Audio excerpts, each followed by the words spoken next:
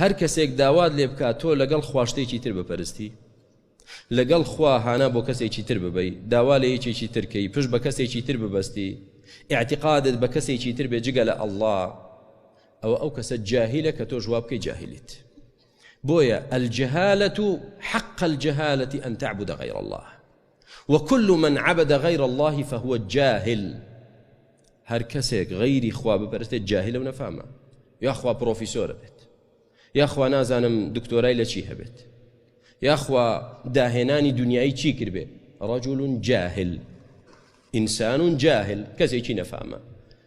ئاخر کاکە چۆن نەفامە؟ ئەمە نازانی چی کردووە، ئەمە مۆبایلی دروست کرد، مۆبایل، ئەمە تایارەی دروست کرد، باش تایارەی دروست کرد، بەڵام خۆی نەدۆزیوەتەوە، نازانێ چێ دروستی کردووە، نازانێ بۆچی دروست کراوە، نازانێ بۆچی هێنراوەتە بوون، نازانێ بەرەو کوێ دەڕوات، وا دەزانێ ژیان یەکولون وەیەتەمەتەعون، ژیان تەنها ئەوەیە تۆ بە هەر وەسیلەیەک بێ پارە پەیداکەی، خۆش بژیت، خۆش ڕابوێریت، دەسەڵاتت زۆر بێ، ئەوە ژیانەوە نییە. ئاژەڵەکانیش دەژین وەڕادەبێرن. بۆیە ئەی مرۆڤ غەیری خوا نەپەرستیت، ئەو خوای دروستی کردووی تەنها ئەو شایستەی پەرستنە. چەندێک لە موسڵمانان تووشی ئەو جەهالەتە بوون، چەندێک لە موسڵمانان ناڕەحەتیەکی توش دەبێت یەکسەر ئەو عەقیدەی حازرەکە بڵێ غەوسی گەیلانی هاوار، کاک ئەحمەدی شێخ هاوار، یا ڕەسوول الله هاوار. تۆ جاهلیت، نەفامیت، تۆ جاهل و نەفامیت.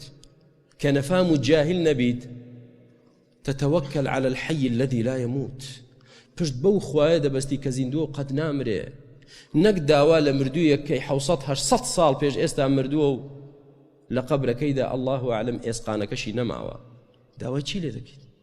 یعنی دەتوانێت فریای تۆ بکەوێ ئێستا بێ مشکلێت لەسەر لا بدا، ئەم جەهالەتت لە چیەوە هێنا؟ خوای گەورە لەگەڵمانە، خوای پەروەردگار بە فریامان دێ. هەرچی موسیبەتێکە کە خوا لەسەرت لا نەدا لا ناچێت، هەرچی خۆشیەکە کە خوا بۆت نەهێنێ بۆت نایەت، پێم ناڵی بۆچی داوا لە غەیری خوا دەکەیت؟ بۆیە گەورەترین جاهل ئەو کەسەیە یعبد غەیر الله.